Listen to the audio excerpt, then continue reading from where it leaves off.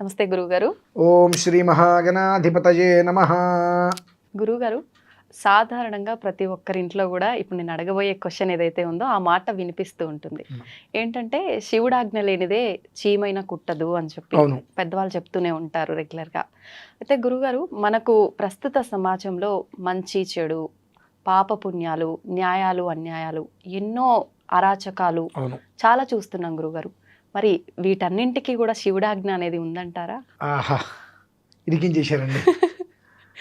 ఏదో మీరు సామాన్యంగా ఏవో అడుగుతారనుకున్నాను. తప్పులేదులేండి. ఇప్పుడున్న వాతావరణంలో ఇది అందరికీ అవసరమైంది. మీరు అడిగారు కదమ్మా.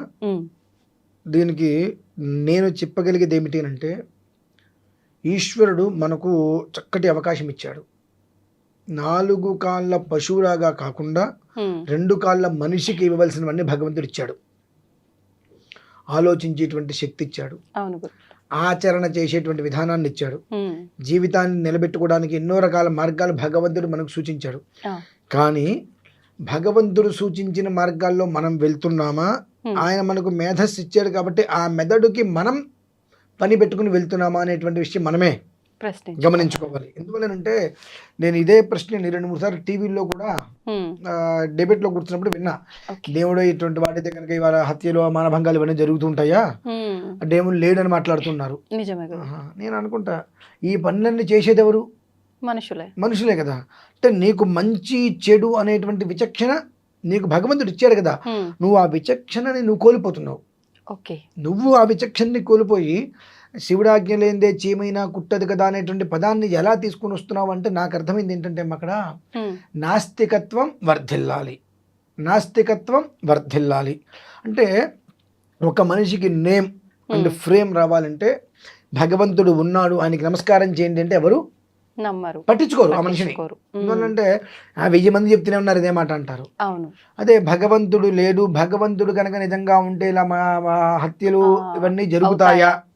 శివుడాజ్ఞ లేనిదే చీమైనా కుట్టదంటారు అంటే ఇదంతా శివుడి దగ్గర నుండి చేయిస్తున్నాడా అంటే సామాన్యమైనటువంటి ప్రజలకు అది నిజమనిపిస్తుంది. నిజమైనది ఏదో బాగా చెప్తున్నాడు, ఎంతో చదువుకున్నాడు కాబట్టి ఇట్లా విశ్లేషిస్తున్నాడు, నిజమే. మరి ఇన్ని మానభంగాలు ఎందుకు జరుగుతున్నాయి, ఇన్ని మటలు ఎందుకు జరుగుతున్నాయి, ఇన్ని అరాచకాలు ఎందుకు జరుగుతున్నాయి, ఆయన తలుచుకుంటే ఆపగలడు కదా, ఆయన తలుచుకోవట్లేదు కాబట్టి జరుగుతున్నాయి అని చెప్పి సామాన్యమైన మానవుడికి ఇక్కడ ఆలోచన పడిపోతుంది, స్థిరపడిపోతుంది ఆ ఆలోచన అంతా. దానివల్ల అవతల వ్యక్తిని దేవునిలాగా పెద్ద మనిషిలాగా కొలిచేస్తున్నాడు. అయితే ఇక్కడ ప్రధానంగా మనం ఆలోచించుకోవాల్సింది ఏంటి? నిజమే, శివుడాజ్ఞ లేనిదే చీమైనా కుట్టదు. శివుడు నీ దగ్గరకు వచ్చి దీపం మీద వేలు పెట్టరా అంటున్నాడు. నువ్వు పెట్టగలుగుతున్నావా? లేదండి. ఎందుకని అంటే నీకు విచక్షణ తెలుసు. అంటే నీ వేలు అక్కడ పెడితే అది కాలుతుంది, అంటుకుంటుందని తెలుసు. కానీ అదే విషయంలో ఎదుటి మనిషి మీద నువ్వు ఎందుకు దాన్ని ఆ ఒక విధానాన్ని అనుసరించలేకపోతున్నావు అంటే స్వార్థం. కేవలము కూడా నీకు నచ్చినట్టుగా నీకు కావాల్సినట్టుగా నువ్వు ఉంటూ దానికి ఒక పేరు మాత్రం దేవుడి పేరు అడ్డం పెట్టుకుంటున్నావు. నిన్ను నువ్వు పోషించుకోవడానికి, నిన్ను నువ్వు నిలబెట్టుకోవడానికి, పైకి రావడానికి దేవుణ్ణి అడ్డం పెట్టుకొని నిన్ను నువ్వు పైకి తెచ్చుకుంటున్నావు. వాస్తవికత ఏంటి అనుకుంటూ వస్తే దైవం మానవ రూపం కురు అంటారు. ఎవరు? పసిపిల్లల రూపంలో భగవంతుడు ఉంటుంటారు. ఒక్కోసారి మనకు తెలియకుండా చాలా పీక్ స్టేజ్కి వెళ్ళినప్పుడు ఎవరో అనుకోకుండా వచ్చి మనకి హెల్ప్ చేస్తుంటారు. భగవంతుడి రూపంగా మనం భావిస్తూ ఉంటాం. అటువంటిది ఇప్పుడు ఎంతమంది, 2 ఉన్నారు ఇక్కడ, ఇద్దరు స్నేహంగా ఉన్నారు, ఎంతో స్నేహంగా ఉన్నారు. 3వ వ్యక్తి వచ్చి ఒక మనిషి మీద ఒక మనిషికి చెప్పగానే నువ్వు నమ్మేశావుగా. అంటే ఇన్ని సంవత్సరాలు నువ్వు చేసిన స్నేహం వృధా అయిపోయింది. నిజాయితీ లేదుగా. ఇన్ని సంవత్సరాలు నువ్వు తనతో స్నేహం నిజాయితీగా చేయాల. 3వ మనిషి చెప్పగానే వీరి మీద నువ్వు అనుమానపడ్డావంటే నీలో నిజాయితీ లేదు. అంటే అక్కడ దోషం ఎవరిది? నీ ఆలోచనలో ఉంది, నీ పరివర్తనలో ఉంది, నీ ప్రవర్తనలో ఉంది. కానీ నిందెవరి మీద వేస్తున్నావు? భగవంతుడి మీద వేస్తున్నావు. ఎందువల్ల వేస్తున్నావు? నా ఉనికిని నేను గొప్పతనాన్ని బయటికి తెచ్చుకోవాలంటే నేను ఇది నాస్తికత్వాన్ని పెంపొందిస్తున్నాను అన్నట్టు ఉంటే నాకు ఒక పేరు ప్రతిష్టలు వస్తాయి అనేటువంటి విధానంలో తీసుకొస్తున్నారు. మినహాయిస్తే అమ్మ ఇందులో వాస్తవం నిజం అనేటువంటిది శివుడాజ్ఞ లేనిదే చీమైనా కుట్టదు అనేటువంటిది ఊత పదం అని అందరికీ తెలుసు. ఎందువల్లనంటే ఒక నింద మన మీద తప్పించుకోవాలంటే ఏదో ఒకటి కావాలి, అంతే కదండి. అదే ఇప్పుడు శివుడాజ్ఞ కలిగినట్టుగా ఎవరో కోర్టు సమస్యల్లో ఉన్నారు, నిజమో అబద్ధమో వాళ్ళు ఉన్నారు. ఆయన ఈశ్వరుడు చెప్పాడయ్యా నిన్ను వదిలేసుకుంటా నువ్వు బాగుపడతావన్నారని చెప్తా, వింటాడా? అదేంటి మరి శివుడాజ్ఞ ఉంటే అన్నీ జరగాలి కదా, ఎందుకు జరగట్లా అంటే అది నిస్వార్థం. నీ నీ ఒక్క విధానాన్ని అనుసరించి నువ్వు చేసుకోవాలనుకున్నావు. నువ్వు చేసుకోవాలనుకుంటే దానికి ఏ శివుడితోటి పని లేదు. అది నువ్వు వద్దు అనుకుంటే ఎవరినైనా నువ్వు అడ్డు పెట్టుకుంటావు. కేవలం కూడా మానవుడు నిర్మించుకున్నటువంటి ఇదంతా కూడా గోడమ్మ. ఎందుకంటే మనకు మహాభారతంలో చెప్పబడి ఉంది. కలియుగం కలియుగం కలియుగం అంటారంటే ఏమిటి అంటే మార్కండేయ మహర్షి వారు చెప్పారు 4 మాటలు. కలియుగంలో ఎవరుంటారు అంటే అల్ప బలులు, ఆవేశపూరితులు, లోభగ్రస్త హృదయం, ఈర్ష్య జన్మ లక్షణం, వీళ్ళే ఇక్కడ ఉంటారు. మరి ఇన్ని లక్షణాలు కలిగిన మనం ఇక్కడ ఉన్నాం. మరి పశువులు కూడా ఉన్నాయిగా. అంటే పశువుల విషయంలో కూడా అంటే జగతపితరం ఉందనేటప్పుడు ఎవరు చెప్పినా శివుడాజ్ఞకి జరగాల్సిందే కదా. మరి 4 కాళ్ళు ఉన్నటువంటి పశువు, దానికి మాట్లాడటం తెలీదు, నవ్వటం తెలీదు. అటువంటి పశువు మనం ప్రేమగా చూసుకుంటే మన దగ్గరకు వచ్చి కూర్చుంటుంది. మాకు ఆవులు ఉండేవి చదువుకునే ఊర్లో. మా ఇంట్లో లేపితే ఆవు మీదకి వెళ్ళి పడుకునే వాళ్ళం. దాని గంగుడాలు మాకు మీద కప్పేసేది, ఇంతవరకు కిందకు ఉండేది, మా మీద కప్పేసేది, వెచ్చగా పడుకునే వాళ్ళం. మరి అది ఒక రకంగా జంతువే కదండి, ఇబ్బంది పెట్టాలిగా. ఇబ్బంది పెట్టట్లేదు కదా.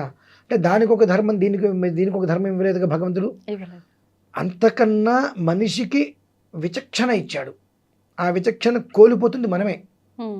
మనం విచక్షణ కోల్పోతూ ఈ విషయం బయటపడితే మనల్ని ఎక్కడ ఏమంటారన్న ఒక ఉద్దేశ్యంతో భగవంతుని అడ్డం పెట్టుకొని నిజంగా భగవంతుడే ఉంటే ఇన్ని రకాల ప్రమాదాలు ఎందుకు జరుగుతున్నాయి అనేటువంటి విషయం ప్రశ్న తీసుకొస్తే ఈ నా మీదకి వచ్చేటువంటి నెప మొత్తం పోయి ఆ ప్రశ్న వైపుకి జనాలు తిరుగుతారు.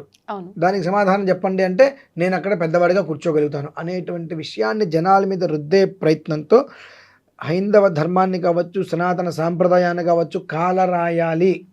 దేవుడు లేడు అనేటువంటి విషయంతో నన్ను నేను నిలుపుకోవాలి అని చాలామంది పన్నుతున్నటువంటి ఒక కుట్ర ఇదంతా. ఒకటి. ఇకపోతే 2, రామాయణం గురించి భారతం గురించి వీళ్ళందరూ మాట్లాడుతూ ఉంటారు. నేనేమంటానంటే ఏమయ్యా, కొన్ని వేల సంవత్సరాల క్రితం రామాయణం భారతం నీకెందుకు? నీ తరంలో నీ తాత ముత్తాతలు ఉన్నారుగా, మీ ముత్తాత గారి యొక్క తాతగారు తండ్రి గారు తాతగారు ఉంటారు కదా, ఆయన యొక్క పేరు ప్రూఫ్తో సహా తీసుకురా. తగలడా? లేదు గురుగారు. ఇదే చేతగాని వాడికి ఇవన్నీ ఎందుకటండి? ఏదో భగవంతుడు ఈ జీవితం ఇచ్చాడు ప్రశాంతంగా. ఆ జీవితంలో ఏదో కష్టపడ్డామా, 4 రూపాయలు సంపాదించుకున్నామా, కుటుంబాన్ని పోషించుకున్నామా, మనం వెళ్ళామా.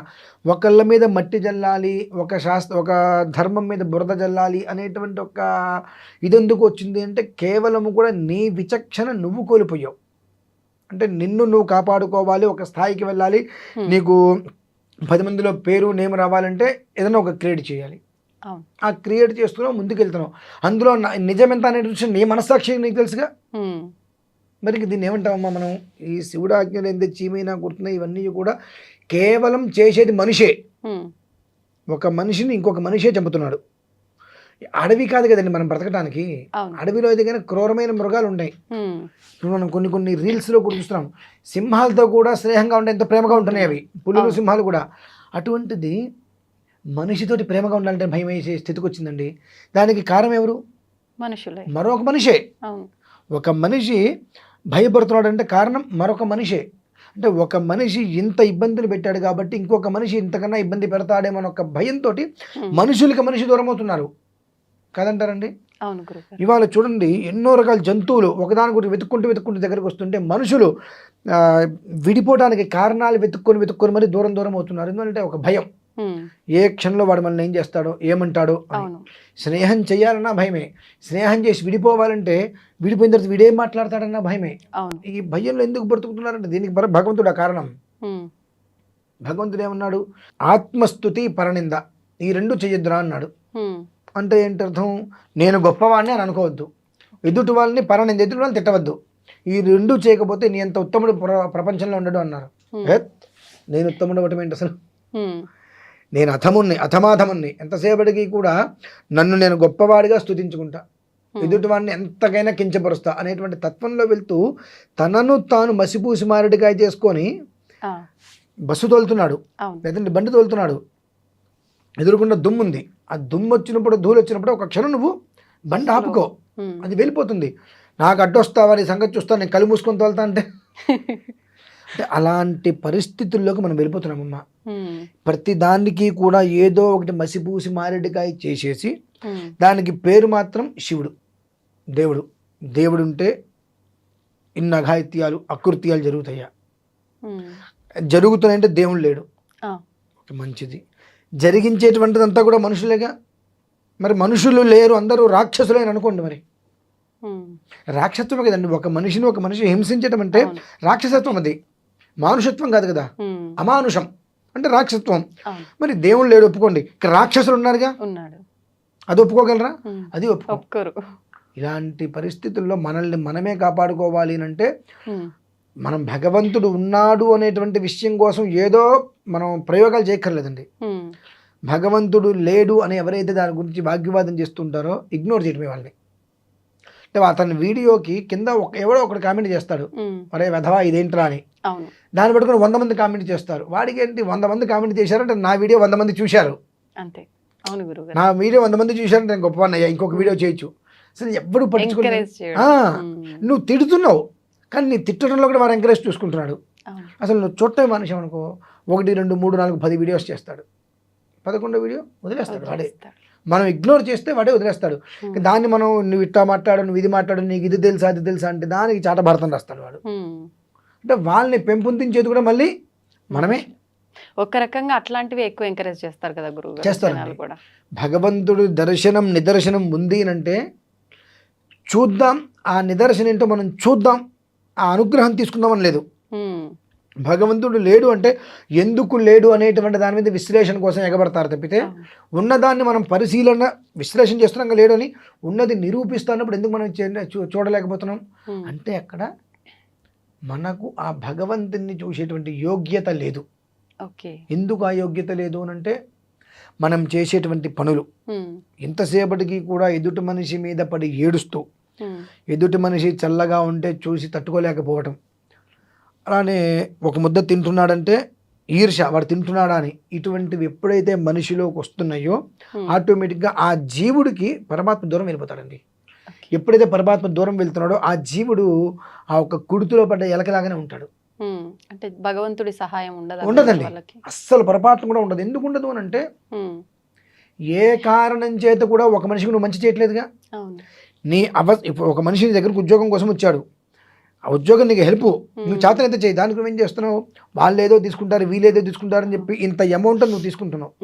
అతనికి దిక్కు లేక కుటుంబాన్ని పోషించుకోవడం కోసం ఏదైనా ఒక ఉద్యోగం చేస్తే ఆ వచ్చే రూపాయితో నా కుటుంబాన్ని పోషించుకోవాలనుకుంటే దాని మీద నువ్వు నాకు ఇంత డబ్బు ఇవ్వు అని అంటున్నావంటే వాడి రక్తం పిలుచు తాగినట్టేగా. అటువంటిప్పుడు నిన్ను భగవంతుడు ఇంకెందుకు కాపాడతాడు? పోనీ ఈ డబ్బులు నీ కుటుంబానికి వృద్ధి కలుగుతుందా? లేదండి. చూడండి, ఇలా ఎవరైతే ఉన్నారో వాళ్ళ కుటుంబం ఎప్పుడు కూడా అశాంతికి అసహనానికే గురవుతుంది తప్పిస్తే ప్రశాంతంగా ఉన్నటువంటి వాళ్ళు దాదాపుగా ఎక్కడే లేరు. మరి ఇది గమనించుకోవట్లే వాళ్ళు. ఇది గమనించుకోకుండా ఇప్పటికి వాడిని ముంచేశాంగా, వాడిని ముంచావు, భగవంతుడు రాస్తాడు చిట్టా రాస్తున్నాడు. శిశుపాలుడికి 100 ఉన్నాయి, నీకు ఒక లెక్క ఉంటుంది, ఆ లెక్క అయ్యేంతవరకు భగవంతుడు రాస్తాడు. ఒక్కటే దెబ్బ కొడతాడు, ఏమవుతుంది వాడి జీవితం? మహామహులను చూసాం మనం, ఎక్కడో అంత స్థాయిలో ఉన్న వాళ్ళు కూడా దిక్కు లేకుండా అయిపోయిన వాళ్ళు మనం ఎంతోమందిని చూసాం. అంటే వాళ్ళు చేసిన తప్పులకు అదే శిక్ష గురుగారు. సమస్య లేదండి, తెలుసుకోవాలి. అరే మనం తప్పు చేశాము, ఇప్పటివరకు తప్పులు చేసిన అయిపోయింది, ఇక ముందు ఎవరిని నేను ముంచను బాబు, ఇలా అవుతుంది, నేను కష్టపడతాను, నాకు వేరే ఉద్యోగం లేదు కాబట్టి నాకు ఒక 5,000 10,000 ఇవ్వు, నా కుటుంబ పోషణార్థం, ధర్మంగా చెప్పుకో, ధర్మం నా కుటుంబ పోషణార్థం నాకు 5,000 ఎంతో ఇవ్వు, నాకు నేను నీకు చేసి పెడతా అని చెప్పావు అనుకో, భగవంతుడు హర్షిస్తాడు. నీ యందు ఉండి, ఎందువల్ల నీకు వేరే ఉద్యోగం లేదు కాబట్టి అతనికి పని కల్పిస్తున్నావు, కల్పించేందుకు నీకు ఒక పని కావాలి కాబట్టి నీ పని పెట్టుకొని అవతల వ్యక్తికి పని కల్పిస్తూ న్యాయంగా 5,000 3,000 4,000 5,000 నువ్వు తీసుకుంటావు, అది నీ కుటుంబ పోషణార్థం తీసుకుంటావు కాబట్టి నీ పని అయినట్టుగా భగవంతుడు కాపాడతాడు. అలా కాకుండా ఇవాళకి ఇవాళ ఒక మనిషిని ముంచేసాం అంటే వీళ్ళకి ఏమవుతుంది, ఆటోమేటిక్గా భగవంతుడి మీద నమ్మకం కూడా పోతుంది. అటువంటి వాళ్ళు చెప్పే మాటలన్నీ కూడా నిజమే, మనం ఎంత కష్టపడ్డా భగవంతుడు మనకు అవకాశం ఇవ్వడు అనేటువంటిది పడిపోతుంటారు. కానీ ఇతను కొంతకాలం జపాలో హోమాలో పూజలో చేసుకొని ఉంటాడు, ఆ శక్తి వచ్చేంత వరకు మనం ఓపిక పట్టలేం.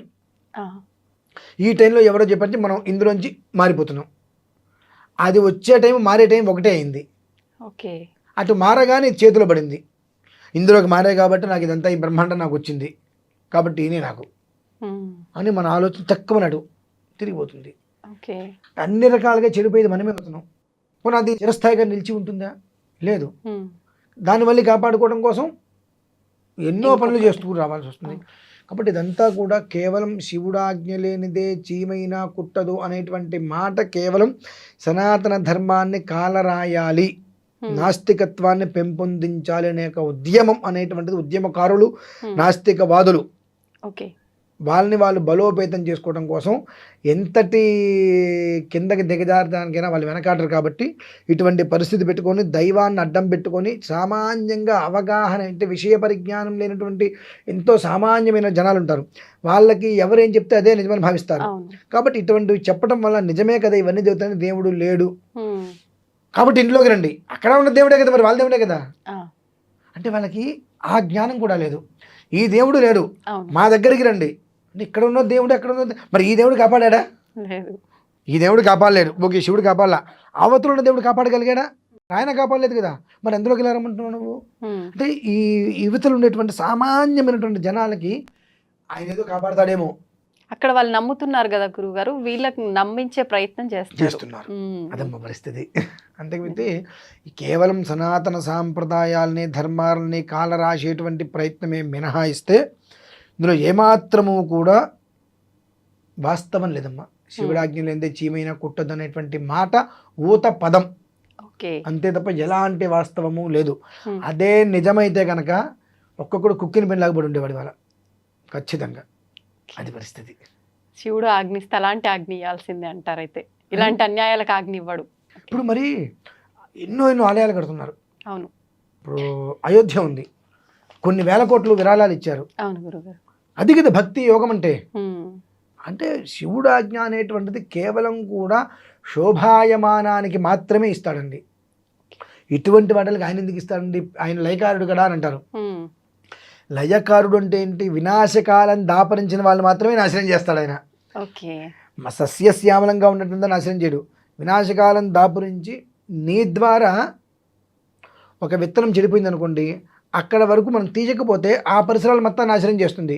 కాబట్టి నీ ఒక్క జీవితాన్ని ఇబ్బంది పెడతాడు ఆయన, నీ వల్ల ఇంకో 10 మంది నాశనం కాకూడదు. కాబట్టి ఆ కారణంగా ఆయన లయకారకుడు. అంతేగాని జరిగే ప్రతి అన్యాయానికి ఆయనకి దీనికి సంబంధం లేదండి. మనం చేసుకునేటువంటి దానికి మంచి అయితే మన ఖాతాలో వేస్తున్నాం, తేడా వస్తే భగవంతుడు చేశాడని అంటున్నాం, అంతే. చాలా గొప్ప విషయాలు తెలియజేశారు గురువుగారు, ధన్యవాదాలు.